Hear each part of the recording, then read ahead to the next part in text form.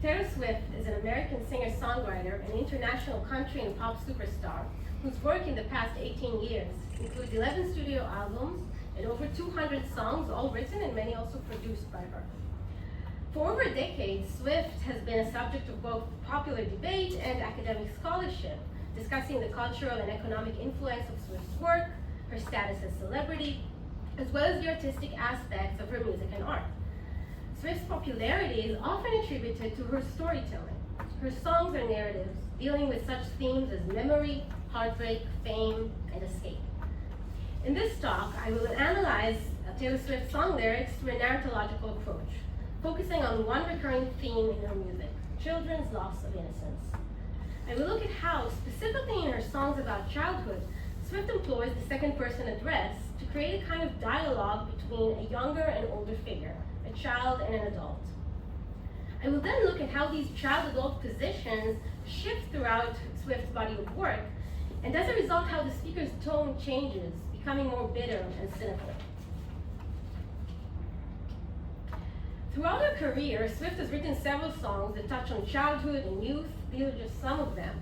But in the short time we will look at 3 such songs from 2 different stages of her career. I also want to keep in mind that the texts I'm dealing with are not poetry, but songs, and as such, their words cannot really be detached from their music. However, for the purposes of this talk, my analysis will focus on reading lyrics. Almost all of Swift's songs center the personal, combining metaphors and other artistic devices with specific, everyday, even commonplace details.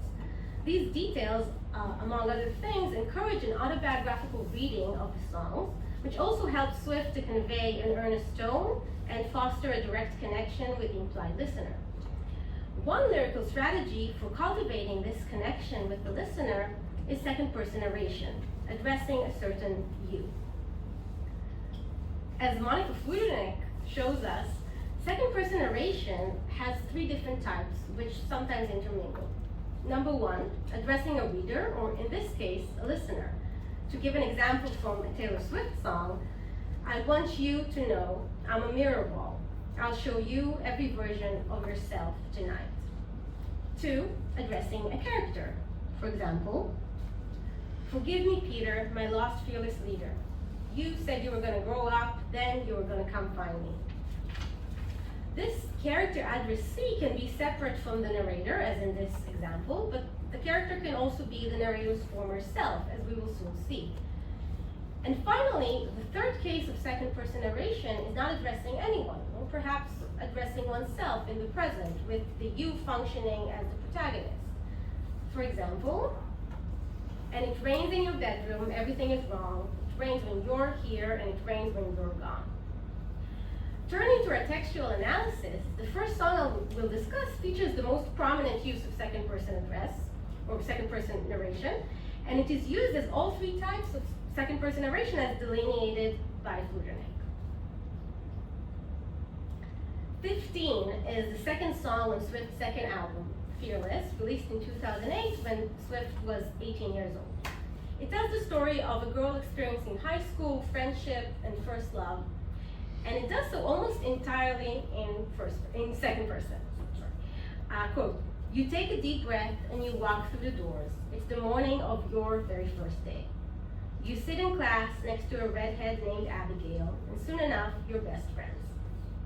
Even without knowing the real personal details of Taylor Swift's life, these details invite an autobiographical reading.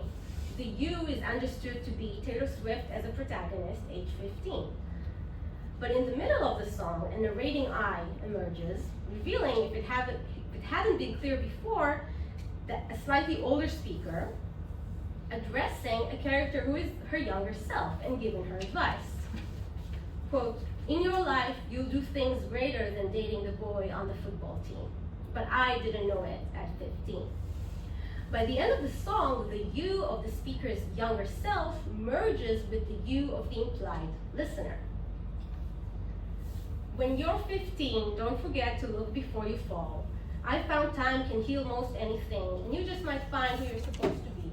I didn't know who I was supposed to be at 15. The second person address thus positions the speaker as a mentor for a listener. Swift's implied listener, at least in this song, is younger than the speaker and shares the experiences and mentality of the young protagonist. I also want to highlight here the issue of knowledge. The younger figure is differentiated from the older figure by their lack of knowledge. They still need to learn, understand, realize things about life. This notion carries on in the next song I'll discuss.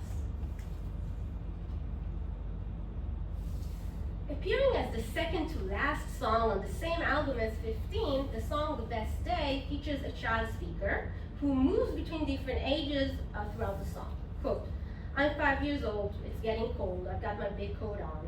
I'm 13 now and don't know how my friends could be so mean." This song too employs a second person narration, but here the speaker is the younger self while the addressee is an adult, the child's parent. Quote, "I don't know why all the trees change in the fall, but I know you're not scared of anything at all." And later on, "I don't know who I'm going to talk to now at school, but I know I'm laughing on the car ride home with you. Don't know how long it's going to take to feel okay, but I know I had the best day with you today." Again, the younger figure is differentiated from the adults by their lack of knowledge, which is different at different ages. But here, the child does know something. They know that their parent is with them and supports them. The figure of the child is thus defined by, on the one hand, ignorance, and on the other, knowledge in the sense of trust. The child lives in a kind of safe, protected environment where they can fail and get hurt, but can also trust that the parent will be there and will be there for them. This, of course, is an idealized narrative of childhood, a dreamlike framing of what it's like to be a child. But I want to suggest that while representing it, Swift also exposes the problematics of this idealized framing of childhood. Our final and more in-depth analysis will be of a song where these problematics are most evident, Swift's most recent song about childhood.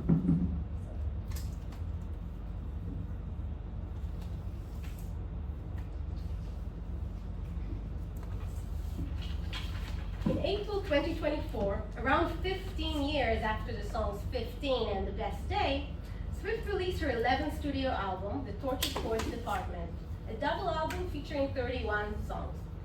The second to last song on this album is titled Robin, and it presents a switching of roles from The Best Day. In Robin, there is a second person addressed to a child, presumably named Robin, while the speaker is firmly within the world of adults. So much so that the narration is actually in first person plural. There is no longer an I, but only a we. The ideal child's lack of knowledge appears here as problematic, strange. The song highlights the ironic tension between what the adults know and what the child knows or does not. Let's begin by looking at the first verse and at a later parallel verse. "Long may you reign, you're an animal, you are bloodthirsty. Out window panes talking utter nonsense. You have no idea. Long may you roar at your dinosaurs. You're a just ruler. Covered in mud, you look ridiculous and you have no idea." The child's innocence and lack of knowledge are presented here as ridiculous, completely detached from reality. The safe space constituted by ignorance, which in The Best Day was framed as positive, magical, a healthy way to grow up, is here still positive, but also fraught. The perspective is shifted. The child's ignorance is now looked at from outside, and the emphasis is on the adult's efforts to maintain this ignorance. This effort is most detailed in these two parallel verses later in the song. Quote, "Strings tied to levers, slowed down clocks tethered. All this showmanship to keep it for you in sweetness. Buried down deep and out of your reach, the secret, we all vowed to keep it from you in sweetness." The adults who form the child's community are struggling to slow down the movement of time in order to keep the child in the present moment of youth, an impossibility described here as a physical act of tying up the clocks. It's also described as showmanship. The safe space of the idealized childhood is here a theater of concealment. In the second verse here, we get a direct reference to what is being concealed. the secret. But the secret itself is unspecified, though the metaphor relates it to death. The implied listener is left to imagine what the secret may be. It can be a death in the family, or a disease, or a kidnapping, or war. It can even just be the fact that death exists and is unavoidable. Whatever it is, it's hidden, it's kept hidden in order to keep the child's world in sweetness, but it's still a burden shared by the adults.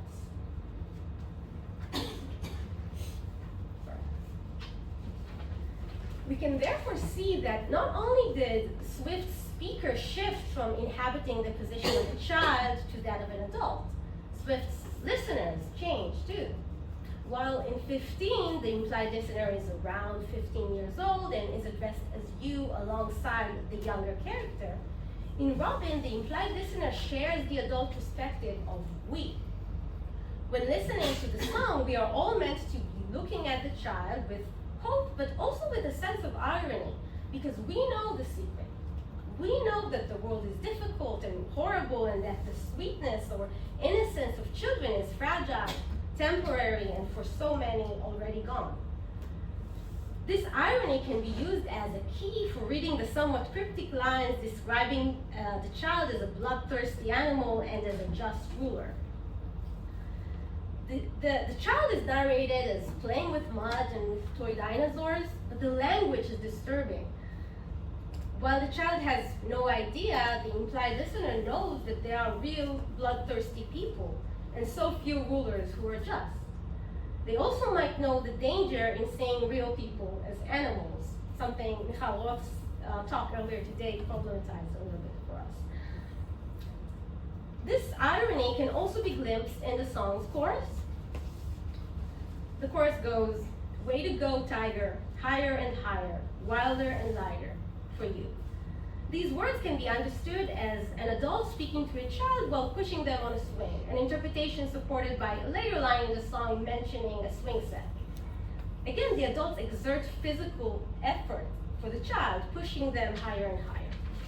At the same time, the chorus is metaphorical, describing the adult's wish for the child's future to continue positive and light, upward and forward. But if we listen to the same ironic lens that emerge elsewhere in the song, the second person narration here can be seen as bitter, cynical, knowing. Life may be wilder and lighter for you, for the child, but this sweetness is limited, transient. Eventually everyone must grow up and face the real horrors of the world, but perhaps with this child at this moment, not yet. Before I conclude, this is a QR code you can scan for a playlist with the songs I've discussed by Taylor Swift and other songs by her that also touch the theme of childhood, and some of them also use the same narrative strategy of second person address. The analysis I presented today has implications both for the field of cultural or communication studies and for further narratological study. As mentioned, one of the defining principles of Swift's songs is that they encourage a direct connection with the implied listener. This parasocial connection that Swift fosters with her listeners or fans has transformed over the years, and in that managed to persist, shifting from a mentor-mentee relationship, an I and a you, to a relationship of peers, a shared we. Applying a narratological approach to Swift's music thus provides an additional analytical tool to examine Swift's persistent popularity, financial success, and fandom. But another aspect of this study is an examination of autobiographical writing as an epistemological process. Writing can be a tool for regaining agency and authority over one's past, through documenting and organizing one's memory or knowledge of events. This is definitely the case in Swift songs, which often focus on the speaker's ability to remember and to recount what happened to her.